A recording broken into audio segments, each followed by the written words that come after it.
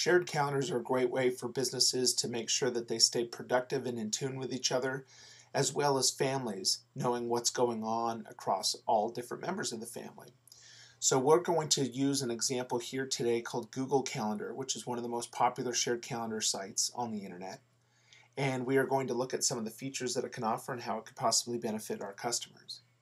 So if you see here, we have an account over here on the left called VZWSMB, and we have shared that over here to another account. That other account is called VZWGov.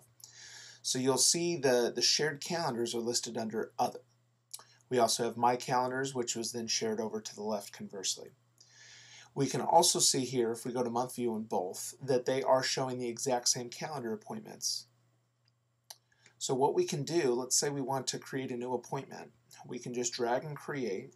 We'll call this Shared Calendar Time. And we can select which calendar we want to add it to. Since the calendars are shared for the purposes of both managing and editing, you can actually see the calendars that you have access to, and you can create on those calendars. So we're going to select the SMB one and press Create. So once this calendar is created, let's go over here to 4 days. So we see that Fun Time in SMB was created.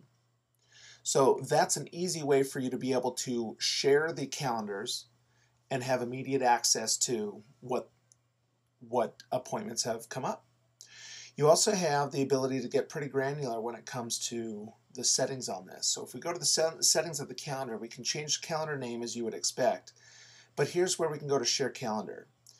This is how you can add different people to these calendars. So assume that you have a customer that has, say, 15 employees. You could share that one calendar with all 15 employees, but you can give certain levels of access. One of them would be the ability to make changes and manage sharing. So this would be something of an administrator level. Make changes to events is something that allows you to then add and delete events on all calendars. See all event details means that somebody can see it but not make any adjustments, and then free busy just means that it hides the details. So you have the ability to make those changes directly from here. You can also set up different reminders for different things as well. So if I wanted to have a notification every single time a new calendar was created, I can set up those notifications here along with other changed events.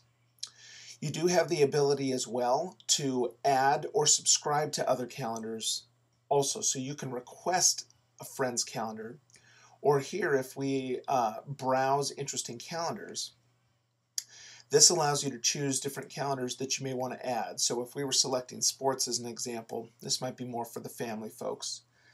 You choose football, we can go to the NFL, and then we select whatever team that we want to follow.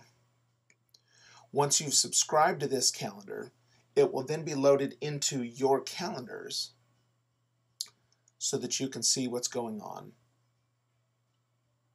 The most useful component of shared calendars as it relates to families is the ability to manage multiple calendars and be able to see what's going on multiple days based off those calendars.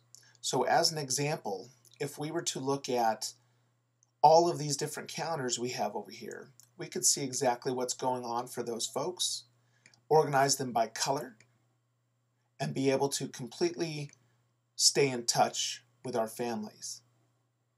In terms of businesses, you have the ability to set company holidays, you have the ability to set team meetings, and because you can allow and restrict access, you could have people managing your calendar for you, or people just aware of where you are at any time. This Google Calendar is a free service that can easily be set up and deployed. Google also has a business class version called Google Apps with the exact same feature set. There's Microsoft Office 365, which is exactly the same in concept. And this is how Exchange can work in 2010. I hope you found this helpful.